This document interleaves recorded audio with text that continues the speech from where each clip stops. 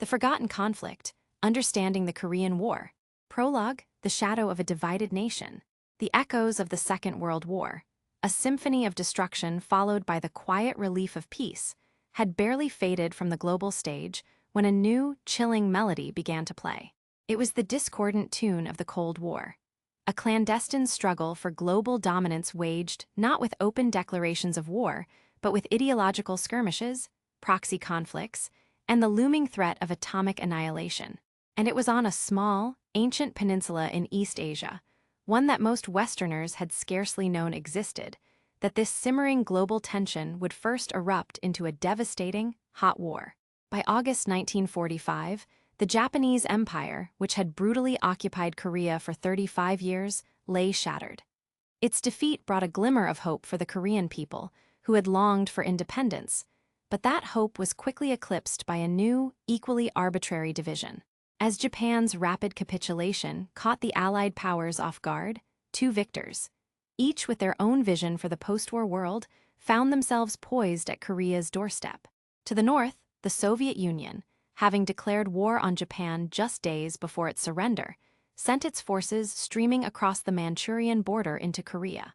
They swiftly occupied the northern half of the peninsula, their advance mirroring the red tide of communism sweeping across Eastern Europe. To the south, American forces, primarily responsible for the Pacific Theater, landed weeks later. Though they arrived as liberators, they came with a crucial, hastily drawn instruction. In the early hours of August 11, 1945, two young American military officers, Colonel Dean Rusk and Colonel Charles Bonesteel, were tasked with defining a temporary division of Korea for the purpose of receiving the Japanese surrender. With limited knowledge of Korean geography or its intricate socio-political landscape, and with a tight deadline, they located the 38th parallel on a National Geographic map. This seemingly innocuous line, cutting across mountains, rivers, and even established communities, was chosen not for any historical or cultural significance, but because it neatly placed the capital city of Seoul within the American zone. It was a line of administrative convenience, never intended as a permanent political boundary. Yet, in the burgeoning reality of Cold War mistrust, it rapidly solidified into an impenetrable ideological wall. For millennia, Korea had been a unified nation, albeit one frequently embattled and often under foreign influence. Now, it was cleaved in two, a living testament to superpower politics.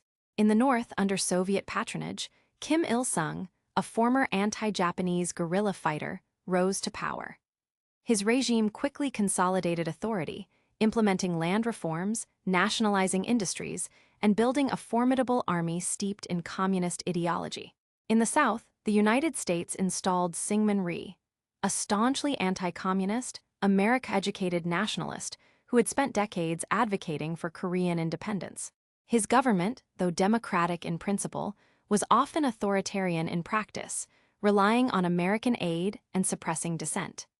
This division created two profoundly different Koreas, each mirroring the political and economic systems of its patron superpower. From the start, both Kim Il-sung and Syngman Rhee harbored an unshakable ambition to unify the peninsula under their own rule. They viewed the 38th parallel not as a border, but as a temporary, illegitimate scar. The late 1940s became a period of intense internal strife and escalating border skirmishes. Armed clashes along the 38th parallel became a regular occurrence, with both sides conducting raids, exchanging fire, and claiming provocations. These weren't mere skirmishes. They were mini-wars, drawing in tens of thousands of casualties and demonstrating the intense animosity that simmered beneath the surface. It was a civil war in slow motion, fueled by competing ideologies, historical grievances, and an absolute determination from both leaderships to achieve a unified Korea by force if necessary. International affairs further complicated the powder keg. As the Soviets and Americans withdrew their main occupation forces by 1949, they left behind two heavily armed, deeply hostile Korean states, each believing it had the moral and military right to unify the country. Neither side had any concept of deterring a total war. Rather, they were actively planning for one. By the dawn of 1950, Korea was not merely a divided nation. It was a deeply wounded one, a geopolitical pawn on the chessboard of post-war power, teetering on the brink of an abyss. The stage was set, the players poised, and the world, largely unaware of the impending catastrophe, was about to witness the true cost of a line drawn on a map. From this arbitrary border, the cold ideological conflict would explode into the first major hot war of the Cold War era, dragging unwilling nations into a brutal, unforgiving struggle that would reshape global politics and leave indelible scars on the peninsula. Scars that persist to this very day. Roots of division: Korea's tumultuous history to 1945. To truly understand how a line drawn on a map could ignite a global conflict, one must reach further back than the hasty decisions of 1945. Korea's history, long and proud, is also a chronicle of frequent invasions, foreign influences, and a persistent struggle for its identity amidst powerful neighbors. This deep historical context shaped the national character, the competing political factions, and ultimately, the tragic division that birthed the war. For centuries, the Korean Peninsula developed its own distinct culture, language, and social structures, often serving as a bridge between the vast Chinese mainland and the island nation of Japan. Dynasties like the Goryeo, from which Korea derives, and Joseon fostered periods of remarkable artistic and scientific achievement, while navigating a complex relationship with the dominant regional power, China, usually as a tributary state. This relationship afforded a degree of cultural autonomy and, at times, protection, but also meant Korea was often caught in regional power struggles. The late 19th and early 20th centuries brought an increasingly aggressive Japan, emerging rapidly as a modern military and industrial power after the Meiji Restoration. Japan eyed Korea as both a strategic gateway to the Asian continent and a source of resources. This ambition clashed directly with the interests of a declining Qing dynasty in China and, increasingly, with Russia, which sought warm water ports for its Pacific fleet. The Sino-Japanese War of 1894 to 1895 and the Russo-Japanese War of 1904 to 1905 were fought, in large part, over control of Korea. Japan emerged victorious from both, effectively cementing its dominance. In 1910, Japan formally annexed Korea, ending centuries of Korean independence. What followed was a brutal and systematic colonial rule designed to erase Korean identity and exploit its resources. Japanese became the official language, the teaching of Korean history was suppressed, and Korean names were replaced with Japanese ones. Korean farmers were dispossessed of their land, resources were funneled to Japan, and Koreans were often forced into labor or military service for the Japanese Empire. This period, which lasted 35 years, instilled a deep-seated nationalism and a burning desire for independence among the Korean populace. Resistance to Japanese rule took many forms. Inside Korea, underground movements, cultural preservation efforts, and occasional uprisings, like the March 1st movement of 1919, were met with severe Japanese repression. Outside Korea, various exile groups formed, seeking international support for Korean independence. These groups, often fractured along ideological lines, some leaning towards Western-style democracy, others toward communism, would become crucial players in the post-liberation struggle for power. One prominent figure was Syngman Rhee, a fervent anti-communist, educated in America, who spent decades lobbying Washington for support of an independent Korea. Another, less known internationally but growing in influence within the communist world, was Kim Il-sung. He was a young guerrilla fighter who led anti-Japanese resistance units in Manchuria, often collaborating with Chinese communists and receiving training and support from the Soviet Union.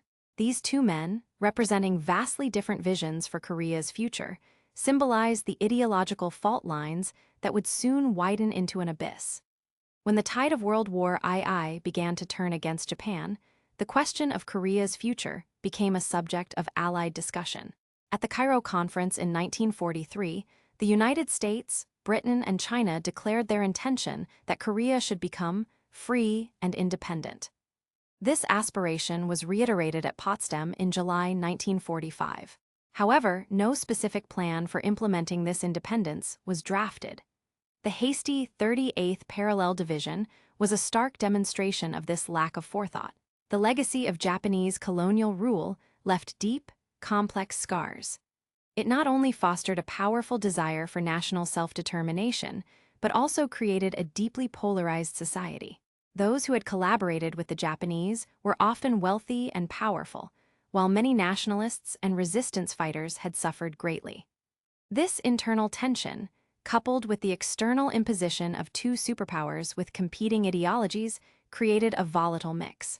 When liberation finally came in August 1945, it was not the clean, unifying moment Koreans had dreamed of, but the prelude to a new era of division and conflict.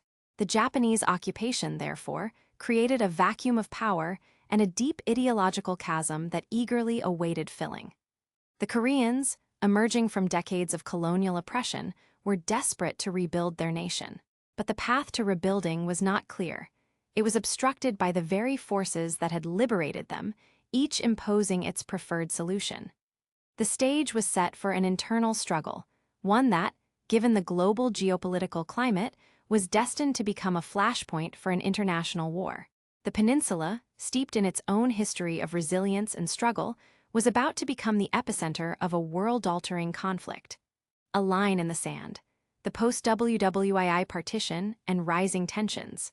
With the Japanese surrender, the immediate euphoria of liberation quickly gave way to a stark and terrifying reality. Korea, a nation that had endured centuries of foreign encroachment and decades of brutal exploitation, was now a geopolitical pawn in the grand chess game of the Cold War.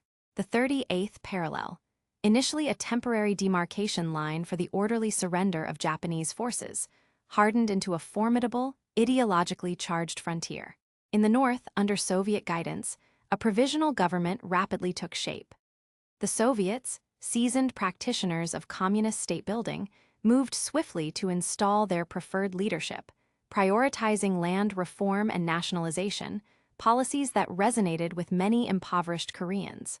Kim Il-sung, a charismatic, Soviet-trained guerrilla leader with a strong anti-Japanese resistance pedigree, was positioned as the head of the new regime.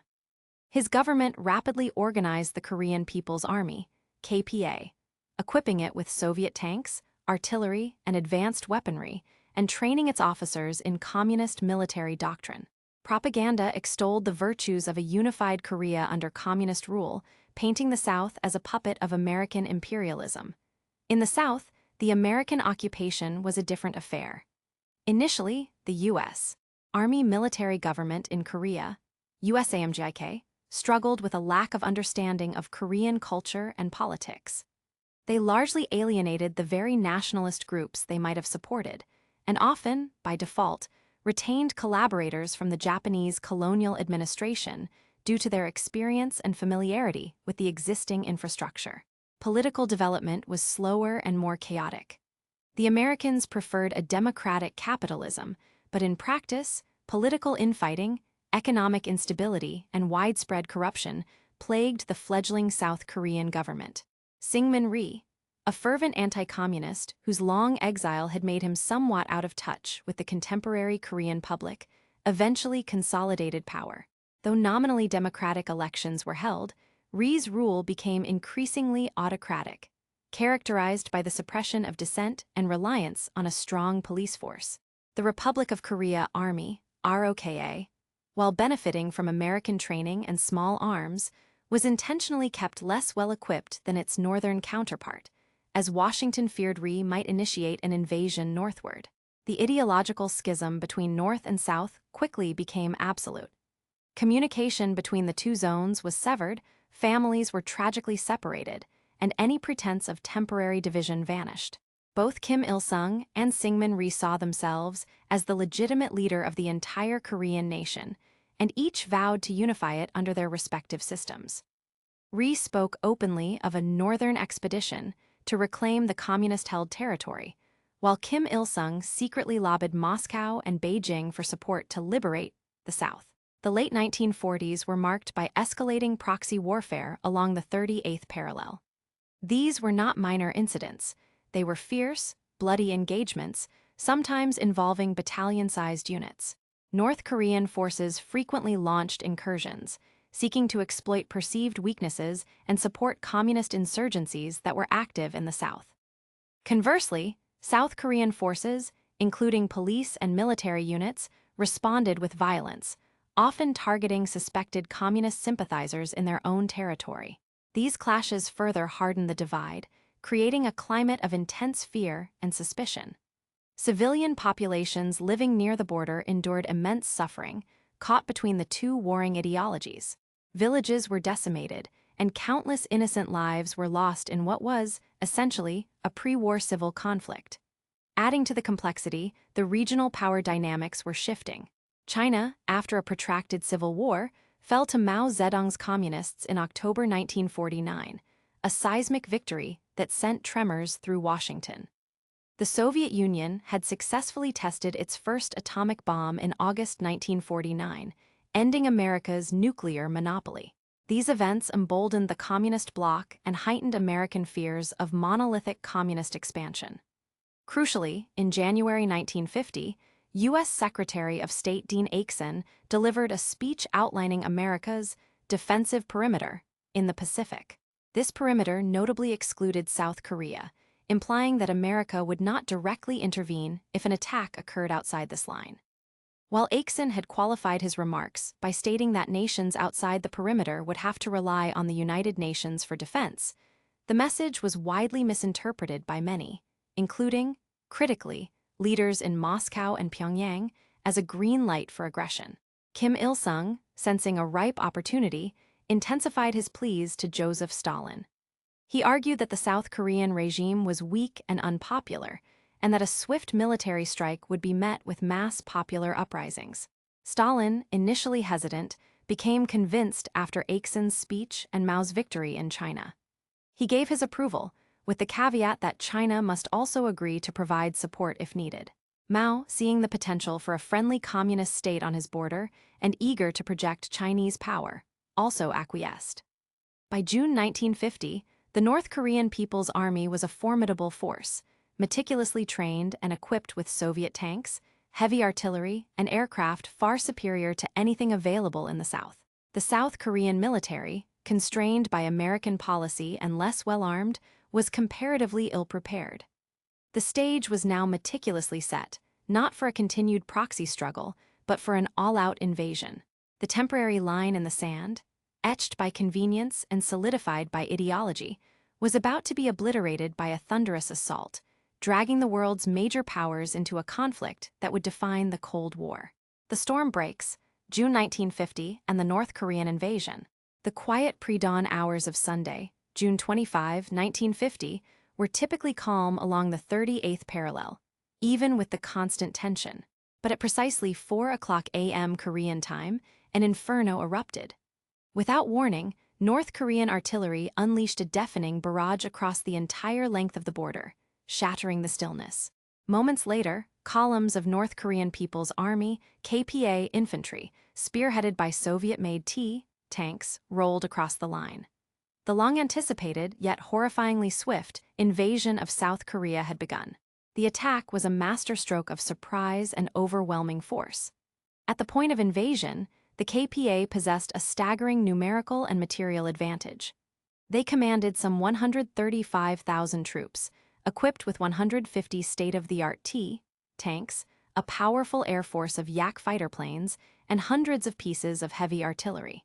In stark contrast, the Republic of Korea Army, ROKA, numbered only about 98,000 men. Lightly armed with American small arms, few anti-tank weapons, and no tanks or combat aircraft. Many ROKA soldiers were on weekend leave, and their defensive positions were minimal. The North Korean strategy was simple: a lightning strike aimed at the swift capture of Seoul and the complete collapse of the South Korean government within days. They anticipated a popular uprising in the South to support their advance, believing that Syngman Rhee's government lacked popular support. This initial assessment, tragically for the South, proved largely correct in terms of the speed of their military success, though the anticipated uprising never materialized on a scale that would render military action unnecessary. The initial hours were chaotic. ROKA units, caught off guard, were often encircled, overrun, or forced into headlong retreats. The T-34 tanks, impervious to the few American-supplied bazookas in the ROKA's arsenal, spread panic and devastation. Roadblocks proved futile, and defensive lines quickly disintegrated. Just 3 days into the invasion, on June 28, the North Korean forces captured Seoul, the capital of South Korea. The fall of the capital was symbolic and devastating. In a desperate attempt to halt the KPA advance, South Korean engineers prematurely blew up the Hangang Bridge linking Seoul to the south, trapping thousands of retreating soldiers and terrified refugees on the north side, many of whom perished. News of the invasion reached Washington, D.C. late on June 24 due to the time difference. President Harry S. Truman, alerted by his Secretary of State Dean Acheson, reacted with swift concern. To Truman, this was not just a regional conflict. It was a brazen, Soviet-backed act of aggression, a direct challenge to the post-war international order. He saw alarming parallels with the territorial grabs of the 1930s that had led to World War II. If this was allowed to go unchallenged, Truman later reflected, it would mean a third world war, just as the seizure of Manchuria and Ethiopia and Austria. Truman immediately sought the backing of the United Nations. Fortunately for the free world, the Soviet Union was boycotting the UN Security Council at the time, protesting the exclusion of Communist China, the People's Republic of China, which had won its civil war from the body. This critical absence allowed the Security Council to pass a series of resolutions. Resolution 82, June 25, condemned North Korea as the aggressor and demanded an immediate cessation of hostilities and withdrawal of forces. Resolution 83, June 27, recommended that UN members furnish such assistance to the Republic of Korea as may be necessary to repel the armed attack and to restore international peace and security in the area. Resolution 84, July 7, established a unified command under the United States and authorized the flying of the UN flag alongside the flags of the contributing nations.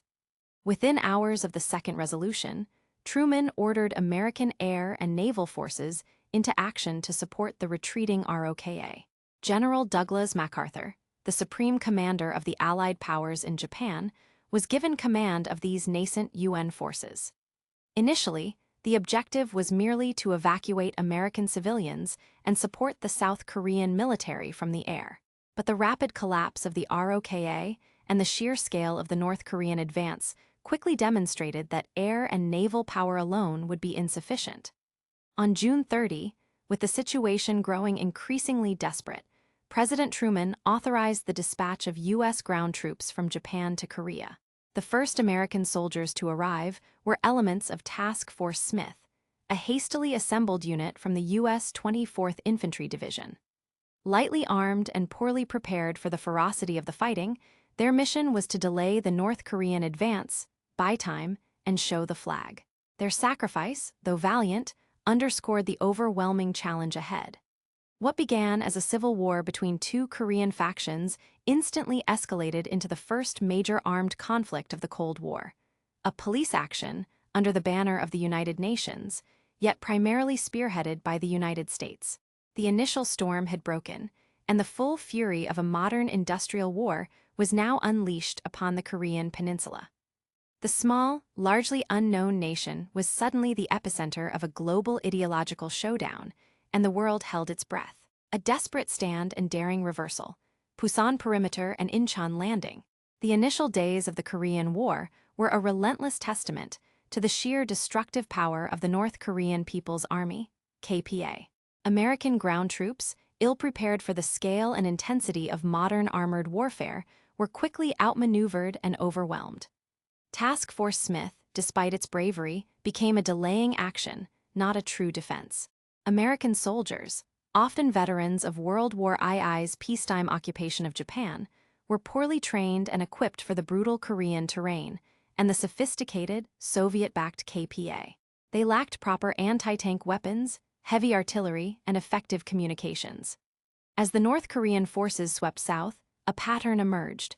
ROKA units would collapse, and small, isolated pockets of American and South Korean soldiers would fight desperate delaying actions, only to be forced to retreat further.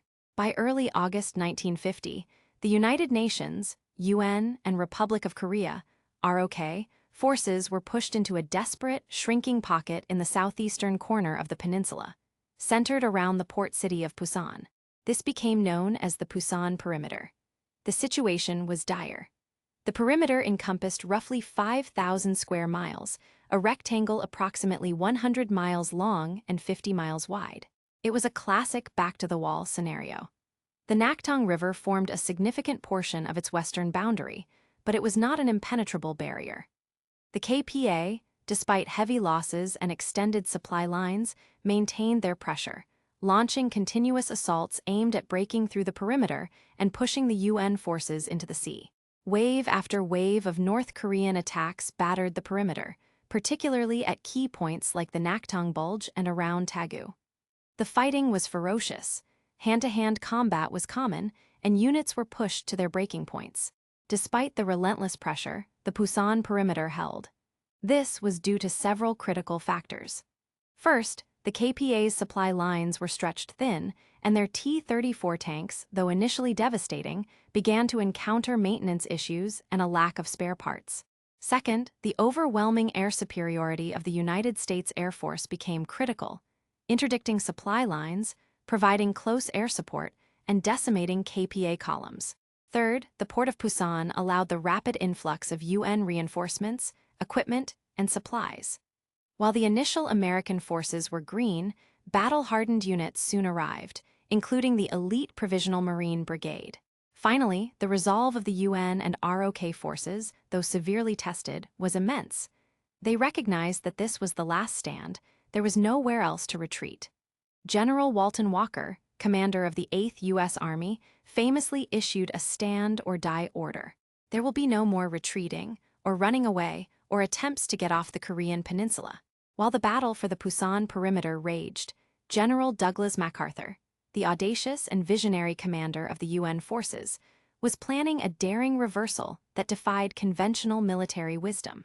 His plan, conceived even as his forces were being pushed to the brink, was an amphibious landing far behind enemy lines at Incheon, a port city west of Seoul. Incheon presented immense natural challenges. The tides were among the most extreme in the world, with a tidal range of over 30 feet, meaning narrow windows of opportunity for landing. The inner harbor was constricted, and the seawalls were high, making traditional beach landings impossible. The city itself was heavily fortified. The Joint Chiefs of Staff in Washington were vehemently opposed to the plan, citing the enormous risks. Even naval and marine commanders on the ground expressed grave doubts. But MacArthur, with his characteristic self-confidence bordering on arrogance, was unshakable. He argued that the very difficulty of the landing meant it would be a complete surprise to the North Koreans. He believed a successful landing would cut off the KPA forces entrapping the Busan perimeter, severing their supply lines and forcing them to divert troops from the front. His conviction ultimately won over the skeptics. Operation Chromite was launched on September 15, 1950. Amidst heavy naval bombardment and airstrikes, elements of the U.S. 1st Marine Division scaled the seawalls of Incheon using ladders, establishing a beachhead. The North Korean resistance was light, as MacArthur had predicted.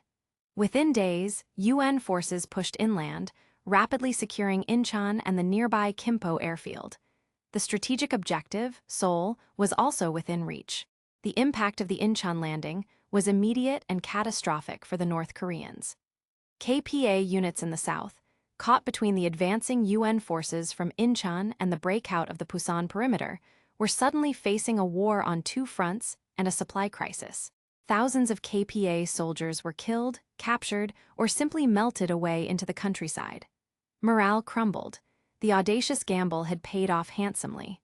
The fall of Seoul, recaptured after heavy fighting on September 28, was a significant symbolic victory.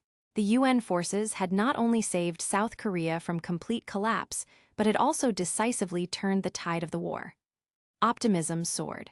From a desperate fight for survival, the UN command now contemplated a new objective: not just the restoration of the 38th parallel, but the complete liberation of Korea and the reunification of the entire peninsula under a democratic, UN-supported government. The stage was now set for the next phase, one that would dramatically alter the trajectory of the conflict and invite new, powerful players into the devastating arena. Northward bound. The drive to the Yalu. The resounding success of the Incheon landing and the subsequent breakout from the Pusan perimeter fundamentally transformed the war. By late September 1950, what had been a desperate defense had become a triumphant offensive. The North Korean People's Army, routed and disorganized, was in full retreat, leaving behind thousands of dead, captured, or scattered soldiers. The 38th parallel, the arbitrary line that had ignited the conflict, was once again within reach of the United Nations and Republic of Korea, UN-ROK forces. A pivotal decision now loomed. Should the UN forces stop at the 38th parallel, restoring the pre-war status quo, or should they push north to unify the entire Korean Peninsula? For President Harry S. Truman and many international leaders, the invasion of South Korea by the North constituted a blatant act of aggression that demanded more than just a return to the original boundary. The UN Security Council's Resolution 83, passed in June, had called for restoring international peace and security in the area, a phrase that could be interpreted as carte blanche for advancing beyond the parallel. General Douglas MacArthur, riding the wave of his Incheon triumph, was a forceful advocate for pushing north. He viewed the crumbling KPA as an opportunity to decisively eliminate the North Korean communist regime and achieve a unified, democratic Korea. This decision was largely driven by a belief that the military goal of destroying the enemy's fighting capacity should be pursued to its logical conclusion, and by the surging confidence that communism, wherever it tried to expand, could be rolled back.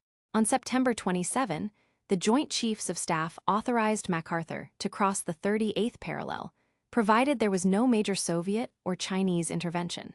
On October 7, the UN General Assembly passed a resolution explicitly endorsing the unification of Korea by force if necessary. UN and ROK forces surged across the 38th parallel, many of the South Korean units elated at the prospect of reclaiming their national territory. The advance was rapid and initially met with little organized resistance. Pyongyang, the North Korean capital, fell on October 19, a significant symbolic victory. The speed of the advance seemed to affirm MacArthur's aggressive strategy. Images of relieved South Korean civilians greeting the advancing troops bolstered the narrative that the UN mission was one of liberation. However, as the UN columns continued their northward drive, stretching ever closer to the Yalu River, the boundary between North Korea and China, disquieting signs began to emerge. For weeks, China had issued increasingly stark warnings through diplomatic channels and radio broadcasts. Premier Zhou Enlai, for instance, publicly stated on October 1, "The Chinese people love peace, but in order to safeguard peace, they have never been afraid to oppose aggression and will never be afraid to oppose aggression. If the American aggressors take this kind of action, crossing the 38th parallel, we are prepared to face all the challenges." On October 3, Zhou privately warned the Indian ambassador that China would intervene if UN forces crossed the 38th parallel and advanced into North Korea, especially if they approached the Yalu. These warnings, however, were largely dismissed or misinterpreted by Washington and by MacArthur's command. Some believed them to be mere bluster, designed to deter further UN action. Others thought that China, still recovering from its own civil war and lacking modern military capabilities, would not dare to challenge the technological superiority of the United States. MacArthur himself, viewing the Chinese as an inferior fighting force, remained supremely confident, assuring Washington that the probability of large-scale Chinese intervention was minimal. On October 15, in a highly publicized meeting on Wake Island, MacArthur personally reassured President Truman that Chinese intervention was unlikely. "We are no longer fearful of their intervention," he declared. By late October, elements of the U.S. 1st Cavalry Division and other lead units were within miles of the Yalu River. The cold weather was setting in, and the terrain became increasingly rugged, mountainous, forested, and poorly roaded, presenting logistical nightmares. The further north the UN forces pushed, the more stretched their supply lines became, and the more exposed their flanks. Then, on October 25, the first unmistakable signs of Chinese presence appeared. South Korean troops near Anjang and Unsan encountered well-disciplined, well-armed units wearing unfamiliar uniforms. These were not KPA remnants. They were Chinese People's Volunteer Army, PVA, soldiers, deliberately disguised as volunteers to maintain Beijing's official fiction of non-intervention. Small-scale engagements led to ambushes and the disappearance of entire UN patrols. Prisoners were taken, confirming the Chinese identity. Though initially small in number, these encounters were highly effective, sowing confusion and anxiety within the advancing UN lines. MacArthur, however, continued to downplay the significance of these encounters, dismissing them as the actions of a few isolated Chinese, volunteers, or border security units. He ordered a general offensive, a home-by-Christmas offensive, intended to sweep the remaining communist forces to the Yalu and conclude the war. The UN forces, spread thin across difficult terrain and increasingly complacent due to the ease of their rapid advance, were walking into a trap. The warnings, issued through diplomatic channels and then on the battlefield, had been clear. But hubris, a lack of understanding of Chinese political resolve, and a deeply ingrained belief in Western military superiority had blinded the UN command to the gathering storm. The stage was set for a dramatic and brutal reversal that would completely redefine the war. China roars, a new war begins. The illusion of a quick victory, and a home by Christmas close to the Korean War, was shattered with brutal suddenness in late November 1950. General Douglas MacArthur's final offensive, launched on November 24th, was intended to clear the last vestiges of resistance before winter set in. Instead, it ran headlong into one of the largest and most shocking military interventions in modern history. China had indeed entered the war, and their entry transformed the conflict from a UN police action into a brutal, full-scale struggle against a formidable new adversary. Prior to the full-scale assault, the People's Volunteer Army, PVA, under General Peng Dehuai, had been meticulously and secretly infiltrating North Korea.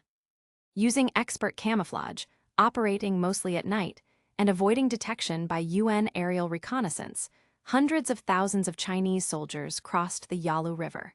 They moved like ghosts through the rugged mountain terrain, often sleeping in concealed positions during the day and marching relentlessly through the freezing nights. Their numbers were staggering. It is estimated that by late November, over 300,000 Chinese troops were already positioned to strike, completely undetected by the UN command. The first major Chinese offensive began on November 25, just as MacArthur's forces were pushing north. The attacks were characterized by the sheer weight of numbers, overwhelming human wave assaults, and an astonishing tactical ability to exploit the gaps in the thinly stretched UN lines. Chinese soldiers, often poorly equipped compared to their UN counterparts, compensated with unparalleled discipline, fierce determination, and excellent leadership.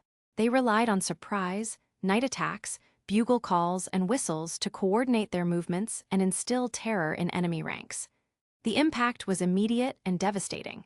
UN units, particularly the American 8th Army in the West and the X-Corps in the East, found themselves fighting not against the remnants of the North Korean army, but against a fresh, highly motivated, and numerically superior enemy.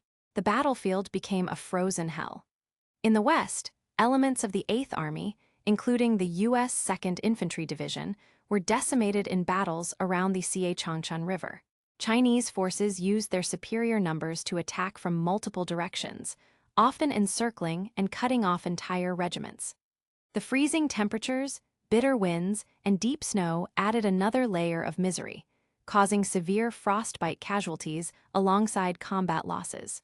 Simultaneously, in the brutal mountainous terrain of northeastern Korea, the U.S. 1st Marine Division and elements of the U.S. 7th Infantry Division of X-Corps faced an even more harrowing trial. They were engaged in a desperate fight for survival against 120,000 Chinese soldiers, 10 Chinese divisions, in what would become known as the Battle of Chosin Reservoir. Surrounded, outnumbered, and enduring temperatures that plunged to 30 degrees below 0 Fahrenheit. The Marines, accompanied by Army units and ROK forces, fought a prolonged and epic rearguard action. Their incredible discipline and fighting spirit, under the legendary cry, "We are not retreating, we are just advancing in a different direction," allowed them to cut their way out of the Chinese trap, bringing their wounded and much of their equipment with them to the port of Hungnam for evacuation. The scale of the Chinese intervention and the ferocity of their attacks forced the UN forces into a desperate, chaotic retreat, the longest retreat in American military history. This was no strategic withdrawal. It was a headlong scramble to avoid complete annihilation. Seoul, which had been recaptured by UN forces just 2 months prior, was again abandoned in early January 1951, marking a devastating blow to morale and a stark reminder of the fluid, unpredictable nature of the conflict. The political fallout was immense. General MacArthur, humbled by the sudden reversal, now openly spoke of a new war and called for drastic measures, bombing Chinese industrial centers, blockading the Chinese coast, and even using nationalist Chinese troops from Taiwan. These demands directly contradicted President Truman's policy of limiting the conflict to Korea and avoiding a wider war with China, especially one that could draw in the Soviet Union and spark World War III. The clash between MacArthur, a celebrated but increasingly insubordinate general, and Truman, a president determined to keep the conflict contained, would soon boil over into a very public and damaging controversy. The entry of China completely redefined the Korean War. It was no longer a limited, UN police action against an aggressor state. It was a grinding, bloody stalemate against an entrenched communist superpower, setting the stage for 2 more years of bitter fighting. The dream of a unified, democratic Korea evaporated, replaced by the grim reality of a devastating, seemingly endless war of attrition. The conflict had broadened, deepened, and become far more dangerous than anyone in Washington had initially conceived.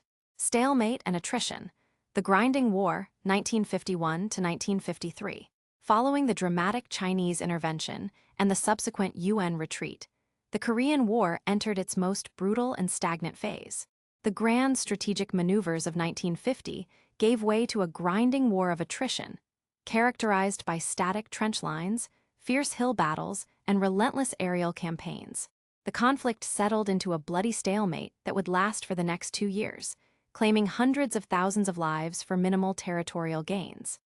After the chaotic retreat of late 1950 and early 1951, which saw UN forces pushed far back into South Korea and Seoul fall to communist forces for a second time, a new leader brought stability to the UN command. General Matthew Ridgway, a hard-charging and inspiring commander, replaced General Walton Walker, killed in a Jeep accident, as commander of the U.S. 8th Army. Ridgway quickly instilled discipline and confidence, reversing the psychological tide. His counteroffensives, notably Operation Thunderbolt and Operation Killer, pushed the Chinese and North Koreans back across the 38th parallel by spring 1951. For a period, there was renewed hope of reaching the neck of the peninsula at Pyongyang, but the fierce communist resistance, reinforced with new Chinese troops, once again proved overwhelming. By mid-1951, both sides recognized that decisive military victory was unlikely without an unacceptable escalation of war. The front lines largely stabilized along a jagged, winding path roughly mirroring the 38th parallel, stretching from coast to coast. This became known as the Main Line of Resistance, MLR.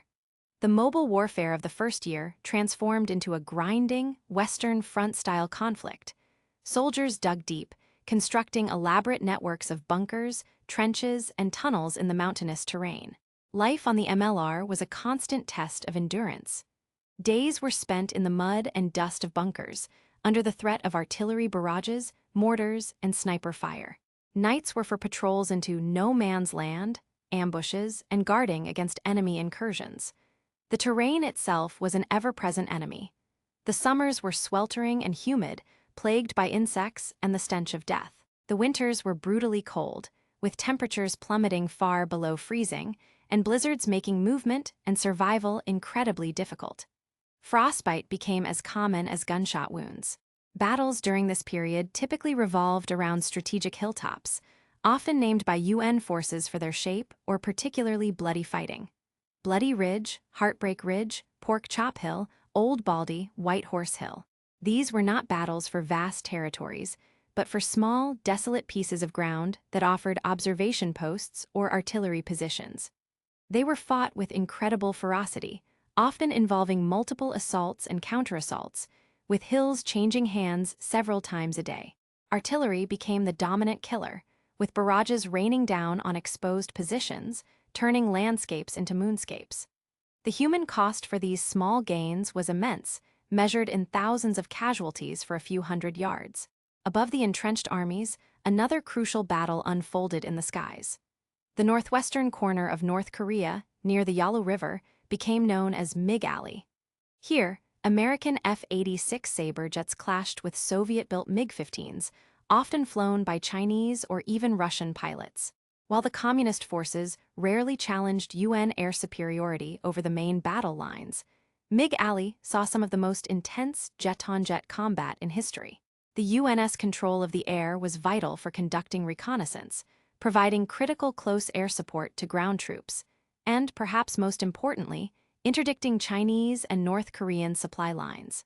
The UN Air Forces also carried out extensive bombing campaigns against North Korean infrastructure, factories, and cities. This strategic bombing devastated North Korea, reducing many cities to rubble and severely crippling their industrial capacity. Despite these efforts, the Chinese and North Koreans, using thousands of laborers and sophisticated tunnel systems, proved incredibly resilient in maintaining their supply lines to the front. Naval forces played a significant, if less visible, role. Their primary function was to maintain supply lines to Korea, transporting millions of tons of equipment and personnel. They also provided coastal bombardment and limited blockade operations. By late 1951, peace talks had begun, but the fighting on the ground continued unabated. This created an agonizing paradox for the soldiers. They fought and died for hills that seemingly held little strategic value, knowing that their fate was often tied more to the diplomatic wrangling and tents far behind the lines than to their bravery on the battlefield. This period cemented the forgotten war epithet. For those at home, the daily grind lacked the clear objectives or dramatic victories that would sustain public interest. Yet for the soldiers caught in the meat grinder, it was a profound, life-altering experience. The stalemated front lines endured, awaiting a political resolution that seemed perpetually out of reach. The home front and global stage. Politics, propaganda, and diplomacy. While soldiers endured the brutal stalemate on the Korean Peninsula, the war profoundly reshaped the political landscape and public discourse in the nations involved. From Washington, D.C. to Beijing, the conflict sparked fervent debates, fueled propaganda machines, and tested the very foundations of international diplomacy, solidifying the battle lines of the nascent Cold War. In the United States, the initial unity and shock following the North Korean invasion quickly fractured. President Truman's decision to commit troops without a formal declaration of war, labeling it a police action under UN auspices, drew increasing criticism. The war's purpose, initially clear, repelling aggression and restoring the status quo, became mudded after the UN crossed the 38th parallel and, more dramatically, after China's intervention. What had begun as a seemingly straightforward defense of freedom escalated into a costly, protracted struggle with no clear end in sight. The most visible manifestation of this domestic turmoil was the dramatic clash between President Truman and General Douglas MacArthur. MacArthur, hailed as a heroic figure from World War II, increasingly chafed under the limitations of a limited war. He openly advocated for massive escalation, including bombing targets in mainland China, blockading the Chinese coast, and using nationalist Chinese troops from Taiwan to open a second front. He argued that there is no substitute for victory. Truman, however, prioritizing the containment of communism without triggering a third world war, potentially a nuclear one, viewed MacArthur's calls for escalation as reckless insubordination that threatened to ignite a global conflagration with the Soviet Union. When MacArthur sent a letter to a Republican congressman strongly criticizing the administration's strategy, Truman determined he had gone too far. On April 11, 1951, Truman, with the backing of the Joint Chiefs of Staff, controversially relieved MacArthur of command. While MacArthur returned home to a hero's welcome and a joint session of Congress address, public opinion slowly rallied behind Truman's difficult decision, recognizing the vital principle of civilian control over the military. The war also fed into the burgeoning anti-communist hysteria known as McCarthyism. Senator Joseph McCarthy and others exploited fears of communist infiltration, accusing government officials, military personnel, and even Hollywood figures of disloyalty. The costly Korean War, with its frustrating stalemate, provided ample fuel for accusations of incompetence or treason at the highest levels, diverting attention from the battlefield to an internal witch hunt. For China, the Korean War, which they called the War to Resist U.S. Aggression and Aid Korea, was a monumental undertaking. It was Mao Zedong's first major international venture and served to solidify the Communist Party's control domestically. The war allowed Beijing to portray itself as a defender against American imperialism, rally nationalistic fervor, and forge a stronger alliance with the Soviet Union. Despite the devastating human and economic cost, China gained significant international prestige, showing the world that the newly established People's Republic was a force to be reckoned with. Propaganda played a crucial role, mobilizing millions of volunteers and demonizing the American aggressors. The Soviet Union, while not directly engaging in combat, played a critical behind-the-scenes role. Stalin approved the North Korean invasion, provided vast amounts of military hardware, tanks, aircraft, artillery, to both North Korea and China, and offered strategic advice. The war served as a convenient proxy conflict for the Soviets, allowing them to bleed American resources and attention without direct confrontation, while simultaneously testing their military technology against Western counterparts. The Korean conflict highlighted the dangerous dynamic of superpower competition in the nuclear age, where localized conflicts could quickly pull in global powers. The war also tested the fledgling United Nations. While it successfully condemned aggression and authorized a collective security response, the heavy reliance on the United States and the Soviet boycott of the Security Council during crucial early votes demonstrated both the potential and the limitations of the international body.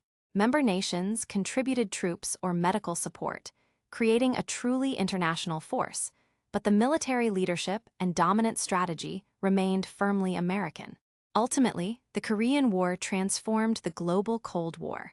It led to a massive rearmament program in the United States, formalized the development of NATO, and accelerated the rearmament of West Germany. It solidified the division of Europe, hardened the Iron Curtain, and transformed U.S. foreign policy from a post-war demobilization to a doctrine of aggressive containment. America, once hesitant to involve itself in Asian affairs, now established military bases across the Pacific, including Japan and South Korea. The costs of the war were staggering: tens of thousands of lives lost, billions of dollars spent, and immeasurable suffering. But the superpowers considered these expenditures necessary to prevent the perceived spread of communism or capitalism, depending on which side of the ideological divide one stood. The home fronts, though geographically distant from the battle lines, became equally crucial battlegrounds for public opinion, political power, and the future direction of their respective nations. The road to armistice. Negotiations, POWs, and frustration. Even as the guns raged along the 38th parallel and the skies over Mig Alley crackled with jet combat, a separate, equally frustrating battle was being fought in the form of negotiations. The initiation of peace talks on July 10, 1951, offered a glimmer of hope after a year of bloody conflict. But the path to armistice proved to be as protracted and agonizing as the war itself. The first formal meeting between UN and communist delegates took place in Kaesong, a city just north of the 38th parallel. The choice of location itself became a point of contention, with the communists initially dictating the rules of engagement. When the talks moved to the truce village of Panmunjom in October 1951, it provided a more neutral, albeit still tense, atmosphere. Here, amidst the ongoing fighting, delegates from the UN command, primarily the US and South Korea, sat across from representatives of North Korea and China. The negotiations were characterized by lengthy deadlocks, mutual distrust, and frequent propaganda exchanges. The UN command's primary demands were a military demarcation line, an armistice commission to enforce the truce, and an agreement on arrangements for the repatriation of prisoners of war. The communist side, likewise, sought an armistice line favorable to them, assurances against future invasions, and, crucially, the unconditional repatriation of all their captured personnel. Four main issues dominated the negotiations and caused repeated impasses. The military demarcation line. The UN initially proposed a line based on the existing battlefield positions, which fluctuated. The Communists demanded a return to the 38th parallel, arguing it was the original border.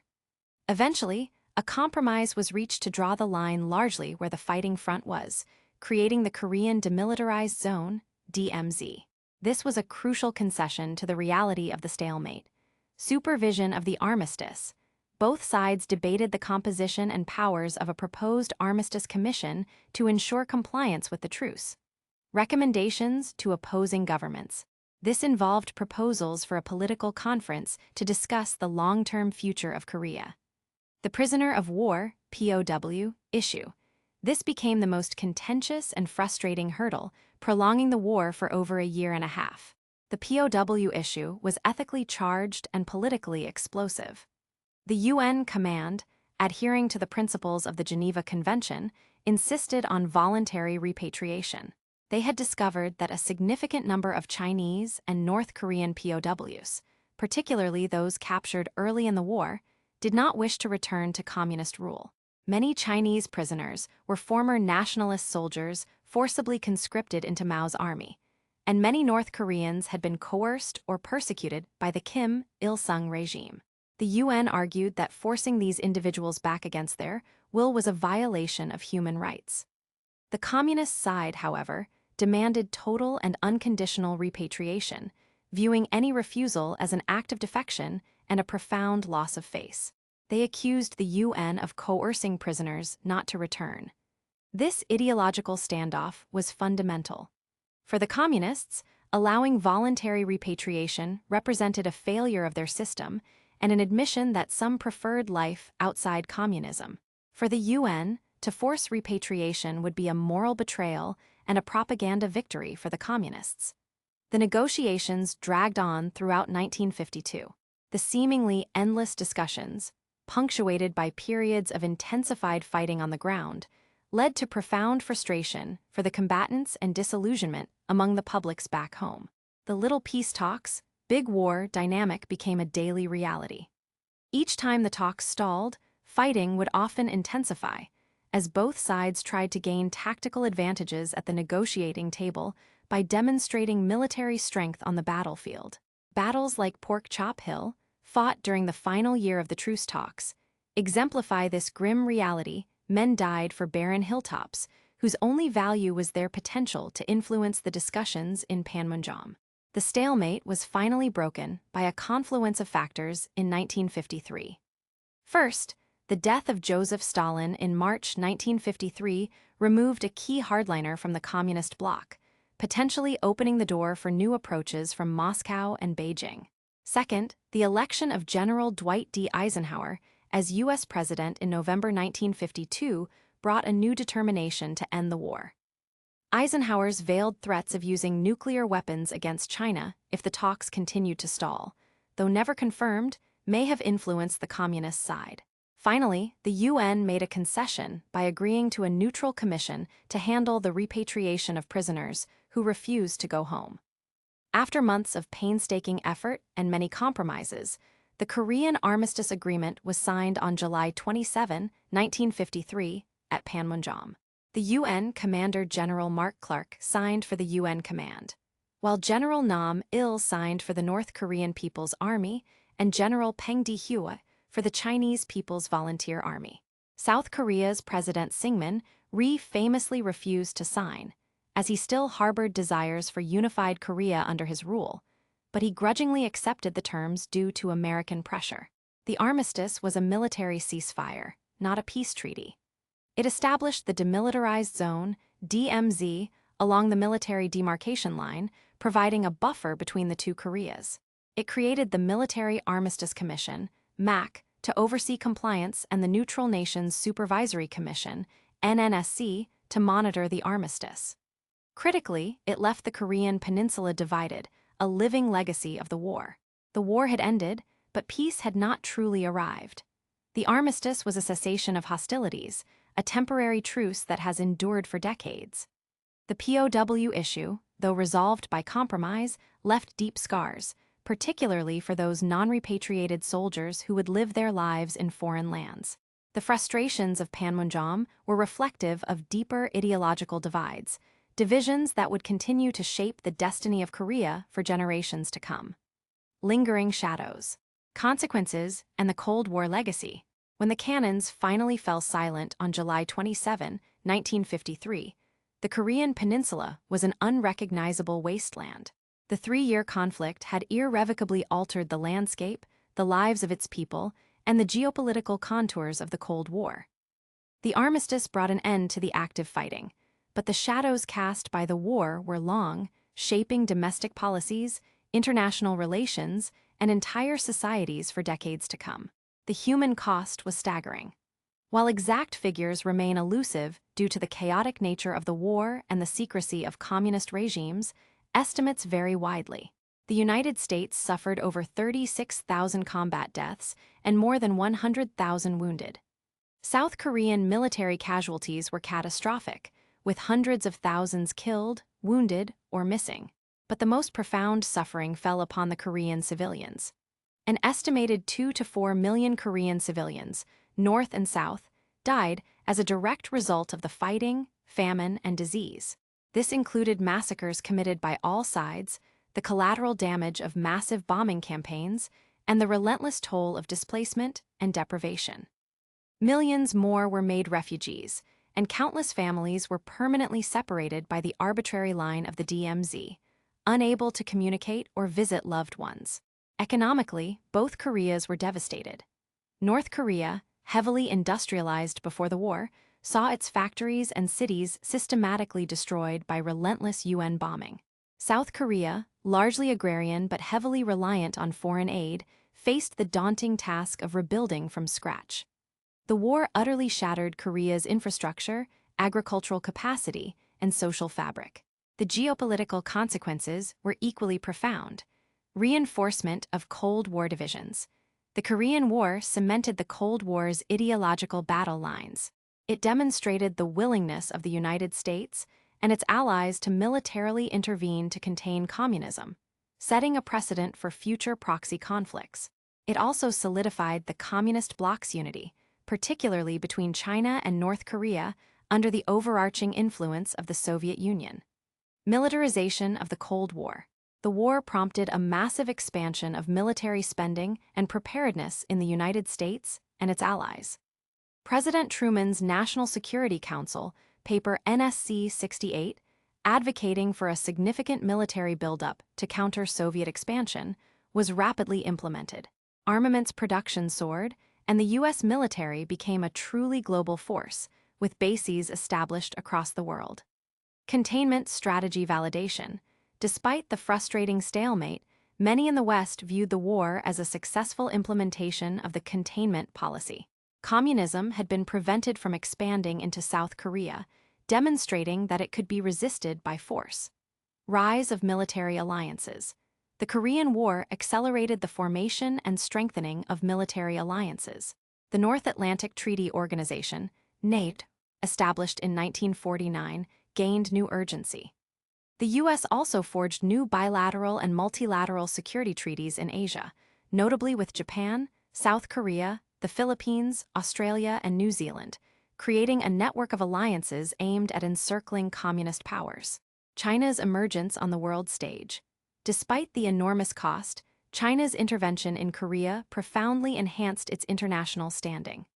Having fought the world's most powerful military to a standstill, China gained immense prestige within the communist world and demonstrated its resolve, proving to be a formidable adversary. This changed the global perception of China from a nation in internal turmoil to a significant military power. Division of Korea hardened. The war made the division of Korea absolute. The 38th parallel evolved into the heavily fortified demilitarized zone, DMZ, transforming into one of the most tense borders in the world. Any hope for peaceful reunification, which existed even in the pre-war period, was extinguished. Two distinct states, hostile and ideologically opposed, emerged, defining the future of the peninsula. Impact on the United Nations. The UN's ability to act collectively against aggression was both affirmed and complicated. While it successfully mobilized a multinational force, the subsequent General Assembly resolution authorizing a push north highlighted the limits of consensus and the dominance of U.S. power within the organization. The Soviet Union's veto power, once its boycott ended, ensured that direct collective security actions would be difficult to replicate.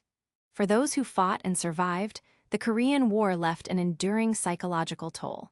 Many veterans returned home to a public that largely moved on, eager to forget the messy, inconclusive conflict. This contributed to its moniker as the Forgotten War, overshadowed by World War II's clear victory and later by the intense divisions surrounding Vietnam. Yet, for the veterans, its impact was anything but forgotten. The Korean War was not just a conflict over territory, it was a crucible for the Cold War itself. It set patterns for proxy conflicts, demonstrated the terrifying reality of limited wars in a nuclear age, and solidified the global ideological confrontation between communism and capitalism. Its legacy is seen in the continued existence of two Koreas, the heavily armed DMZ, and the lingering threat of renewed conflict. A testament to the profound and lasting shadows cast by a war that, for too long, was unjustly overlooked.